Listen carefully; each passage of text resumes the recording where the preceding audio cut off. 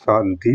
இன்று 28/2/2025 காலை முரளி. ஓம் சாந்தி.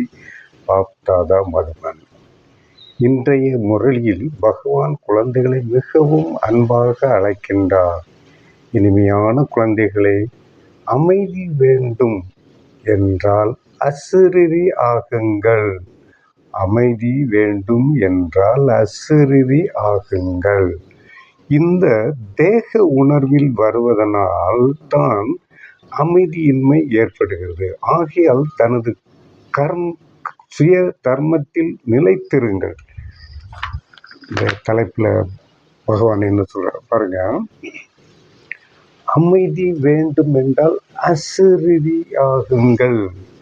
இந்த தேகம் என்ற உணர்வு வருவதனால் அமைதியின்மை ஏற்படுகிறது. யாரை பார்த்தாலும் பெயர் சொல்லி அழைக்கக்கூடாது. அந்த தேகத்தை பார்த்து இது இன்னார் என்று சொல்லக்கூடாது. ஒரு தேகத்தை பார்த்தால் இது ஆத்மா என்ற உணர்வு வர வேண்டும். ஆகையால் தனது சுய தர்மத்தில் நிலைத்திருங்கள் என்ற சுய தர்மத்தில் நிலைத்திருங்கள். கேள்வி: சரியான நினைவு என்பது எது? நினைவு செய்யும் சமயத்தில் எந்த விஷயத்தில் விசேஷ கவனம் தேவை? கேள்வி அருமையான கேள்வி. பதிலை இறைவன் சொல்கின்றார் பாருங்க. தன்னை இந்த சரீரத்திலிருந்து தனிப்பட்ட ஆத்மா என புரிந்து கொண்டு தந்தையை நினைவு செய்வது, இதுதான் சரியான உண்மையான நினைவு ஆகும்.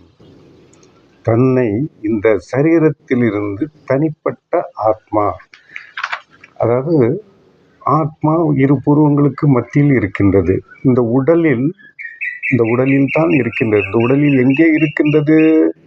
இரு புருவங்களுக்கு மத்தியில் இருக்கின்றது.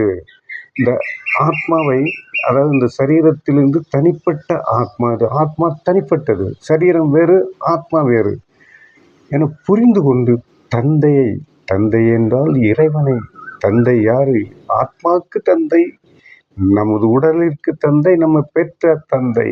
இந்த ஆத்மா இரு புருவங்களுக்கு மத்தியில் இருக்கின்ற ஆத்மாவிற்கு தந்தை இறைவன். அந்த இறைவனை நினைவு செய்வது, இதுதான் சரியான உண்மையான நினைவு ஆகும்.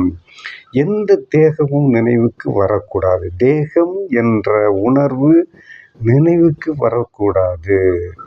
இந்த கவனம் வைப்பது மிக அவசியம், மிக மிக அவசியம் ஆகும். நினைவில் இருப்பதற்கான ஞானத்தின் போதை ஏறி இருக்க வேண்டும்.